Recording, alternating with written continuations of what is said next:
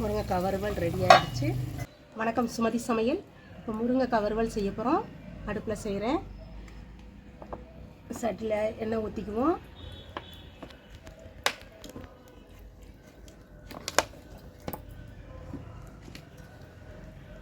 சோம்பு தூள் 1 ஸ்பூன் போட்டுக்கலாம். ஜீரகத்தூள் ஒரு 1/2 ஸ்பூன் போட்டுக்கலாம். போட்டுட்டோம்.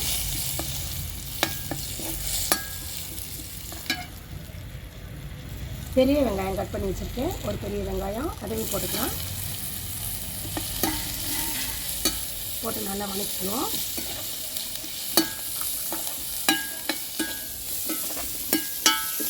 நல்லா வதங்கிடுச்சு.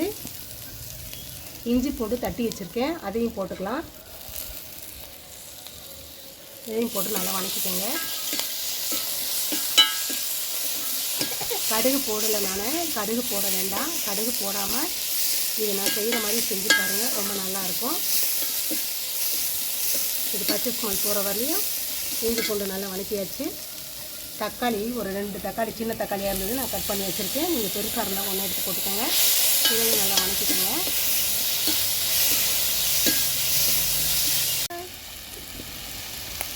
லைட்டாக மஞ்சள் போட்டுக்கலாம், கொஞ்சம் சீக்கிரம் வதங்கிடும்.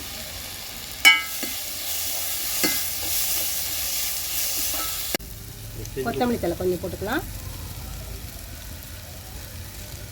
கருவேப்பிலை கழுவி வச்சுருக்கேன், அதையும் கொஞ்சம் போட்டுக்கலாம். போட்டு நல்லா வதக்கிக்கோங்க.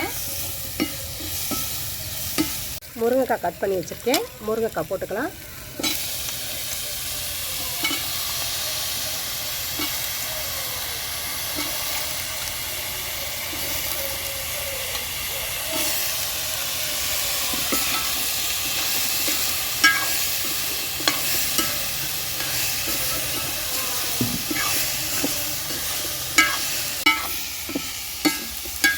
எங்கள் ஊரில் கொடிக்காய் முருங்கைக்காய் இருந்தது, அதனால் 2 கட்டு வாங்கி போட்டேன் நான்.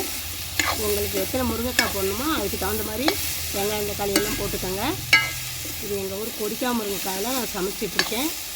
மரத்து முருங்கைக்காயில் செஞ்சாலும் நல்லாயிருக்கும். இதே மாதிரியே வணக்கி செஞ்சு பாருங்கள். கடுகு நம்பரப்பெல்லாம் தேவையில்லை, போட வேண்டாம். நான் போடுற மாதிரி போட்டு செஞ்சு பாருங்கள். வெறும் மிளகாத்தூள் வச்சுருக்கேன், ஒரு 1.5 ஸ்பூன் போட்டிருக்கேன்.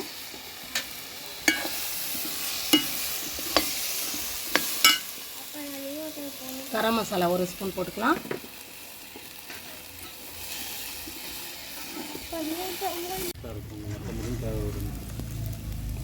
காய்க்கு தகுந்த மாதிரி அவங்கவுங்க உப்பு போட்டுக்கோங்க.